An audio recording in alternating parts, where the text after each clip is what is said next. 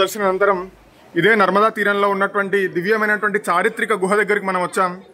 ఎక్కడైతే శంకరాచార్య స్వామివారు గోవింద భగవత్పాదాచార్యుని వారి దర్శనం చేసుకొని వారు అనుగ్రహం పొందినారో అలాంటి దివ్యమైనటువంటి ప్రదేశం, అలౌకికమైనటువంటి అనుభూతి ఇక్కడ కలుగుతున్నది. భక్తులందరూ కూడా దర్శనం చేసుకోవచ్చు మన ఛానల్ ద్వారా. అప్పుడు జరిగినటువంటి సన్నివేశానికి దివ్యమైనటువంటి రీతిలో ఇక్కడ చెక్కబడి ఉన్నది. అందరు భక్తులు కూడా దర్శనం చేసుకోవచ్చు గోవింద భగవత్పాదాచార్యుల వారిని, అలాగే శంకరాచార్య స్వామి వారిని.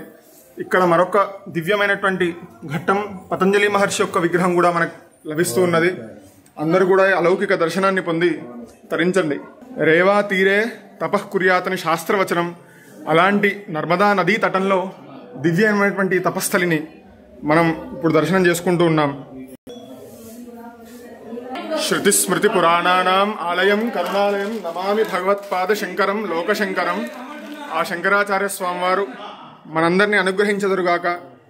ఈ నర్మదా పుష్కర సందర్భంగా కలిగినటువంటి దర్శనం శంకరాచార్య స్వామి వారి కృపకు మనందరం పాత్రలం అవుదాం గాక అని చెప్పి మరొక్కసారి నమస్కారం చేసుకుంటూ, ఆచార్య శంకరాచార్యా సంతు మే జన్మ జన్మని. జగద్గురు శంకరాచార్య భగవానికి జై. ఇదే గుహలో నుంచి మనం ఇక్కడ పక్కన కనుక గమనిస్తే ఇక్కడ కూడా ఒక తపస్థలి మనకి కనిపిస్తూ ఉన్నది. అందరూ కూడా ఈ అలౌకికమైనటువంటి తపస్థలులని దర్శనం చేసుకొని పునీతంగా అండి మన శ్రవణమంగళం యూట్యూబ్ ఛానల్ ద్వారా ఈ దివ్యమైనటువంటి దర్శనాన్ని పొందుతున్నాం.